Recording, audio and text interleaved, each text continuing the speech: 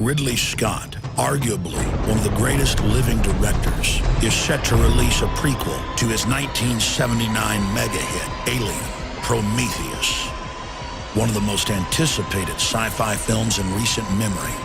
Infowars.com research analysis shows Prometheus is not just a film, but a revelation of the method, revealing the deepest secrets of the Illuminati mystery religion. I do have a lot of contacts in the media, as viewers and listeners know, and I have been able to secure a copy of an early script, and it follows very closely from the trailer I've seen and other leaks. And I'm not going to give the entire film away here, but in synopsis, this is a film about the origins of humankind with a super race of near immortal genetic engineers who are contemplating a genetic overwrite or rewrite of the planet Earth when meddling humans stumble in to the magician's laboratory. They are punished for their trespass. It was so wrong.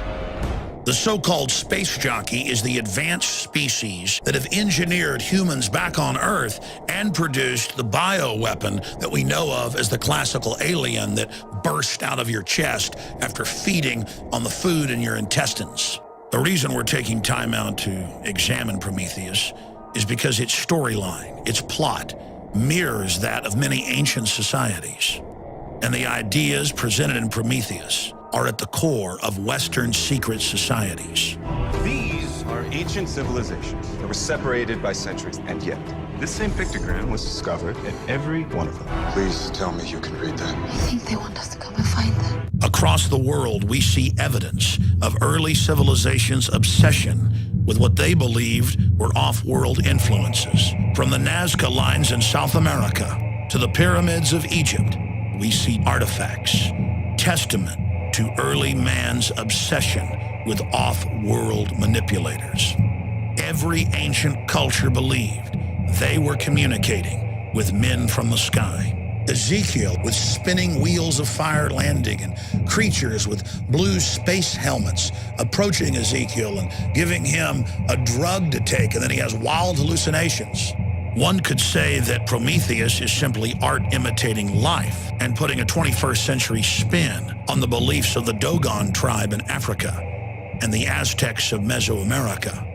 Eric von Däniken, more than any other living person, has popularized the idea of chariots of the gods and that our planet has been visited and manipulated by off-world creatures for thousands of years. But the systems that he popularized were regurgitated whole cloth from ideas developed by the ruling class of this planet. And I want to be clear, every major globalist we look at, going back more than 160 years, is completely and totally obsessed with the idea that off-world aliens are controlling this planet and giving them hidden knowledge. By the 1870s, T.H. Huxley Group and their X Club was dominating the Royal Society in England. The dominant theory within the X Club was that humans had been seeded here, along with most other life forms, by advanced beings from space. From the inception of Darwin's theory on the origin of species, evolutionary scientists never believed for a minute that life simply started on its own. That evolution is not some random, slow system developing by chance, but is actually directed by off-world seeders, terraformers, creators of worlds.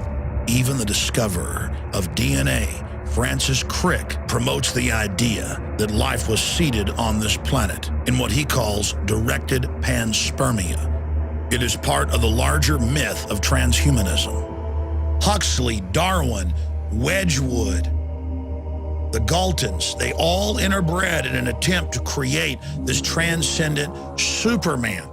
The governing class of this globe believes that they are channeling advanced technological systems given to them by ancient alien species. And the science fiction of the last 150 years, whether it's Jules Verne or H.G. Wells or those that came before them, is obsessed with this, and they're on record part of secret societies who believe what they're promoting is actually reality, but knowing that the public is not ready to accept it, they cover it under the guise of fiction. And the film Prometheus is completely constructed around the secret religion of the Illuminati, who believe that they are transcendent and becoming the Superman. We can create cybernetic individuals. We are the gods now. Blurring the lines between fiction and reality, we see a futuristic presentation of the technology conference TED. The keynote speaker is the founder of the Wayland Corporation, Mr. Wayland. There he describes Prometheus stealing fire from the gods. From the Titan Prometheus, our first true piece of technology, fire. The transference of fire, or the first technology to man, is only the beginning of his transgressions. Prometheus is a titan and the creator of mankind who attempts to elevate humans to the level of gods and is punished. The Illuminati believe they have stolen the fire of true genius from the gods. Biotech, nanotech, fusion. As man attempts to become godlike, we release potential forces that can and probably will destroy us. I want to say this in summation. We're not facing off-world genetic engineers that the elite believes created this planet, whether that's true or not. We're facing the global technocrats that are splicing every plant and animal and insect you can imagine together, that are creating chimeras with hundreds of species within them, giving rise to superviruses and bacterial mutations. We are already seeing within 3 generations in rodents total sterilization and massive deformities in these animals. And we have proven from the Rockefeller Foundation documents and other reports that this is part of a long-term program to wreck the general public's DNA. This is the global elite who have fantasized about off-world genetic engineers, creating them actually in a 160-year-plus program, developing the sciences and technologies to put this into place. Whatever you say about the Illuminati, they have got patience and they have had incredible vision. But I believe humanity needs to hear the truth and understand that this is being carried out against us all.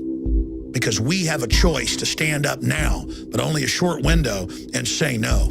I know the plot of the film. I know how it ends. But I'm going to leave that for you to discover. The point is, the film itself is only a revelation of the method, an externalization of the hierarchy.